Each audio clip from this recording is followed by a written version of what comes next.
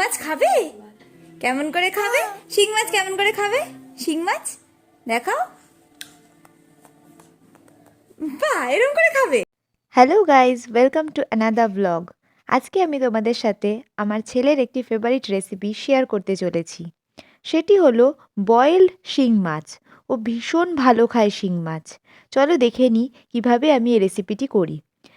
ছেলেকে যখন প্রথম মাছ খাওয়ানো স্টার্ট করেছিলাম, তখন যেহেতু ওর 1 বছর হয়নি, আমি লবণ না দেওয়ার মতো করেই দিতাম। বাট এখন 1 বছর হয়ে যাওয়ায় আমি লবণ একটু দিই। এরপর গ্যাসের ফ্লেমটা অন করে নেব। গ্যাস অন করে তাতে একটি ফ্রাইং প্যান বসিয়ে দিচ্ছি। এবার ঘি দিয়ে কড়াইটি গ্রিস করে নিলাম। গ্রিস করার পরে আমি মাছটি কড়াইতে দিয়ে দিলাম। 2 মিনিট মতো এক সাইড হতে দেব।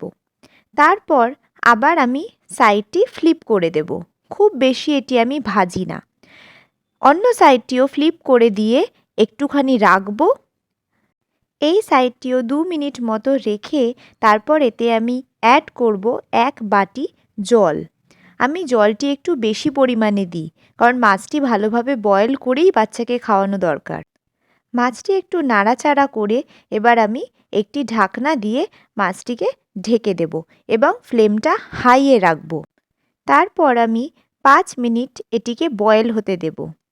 5 মিনিট হয়ে যাওয়ার পরে আমি ঢাকনিটি খুলে এতে অ্যাড করব খুব সামান্য পরিমাণে হলুদ। হলুদটি অ্যাড করার পরে আমি জলের মধ্যে হলুদটি ভালো করে মিশিয়ে দেব এবং মাছটিকে নাড়িয়ে চাড়িয়ে এপিঠ ওপিঠ উল্টে দেব। এরপর আবার কড়াইটি ঢেকে আমি মাছটিকে বয়েল হতে দেব। দেন আবার চেক করে নিচ্ছি যে মাছটি নরম হয়েছে কিনা। চেক করার সময় আমি এইভাবে স্পুন দিয়ে মাছটিকে চিড়ে দিই এবং এতে করে মাছটি আরও সফট হয়ে যায় এবং বাচ্চা আমার খেতে খুব ভালোবাসে।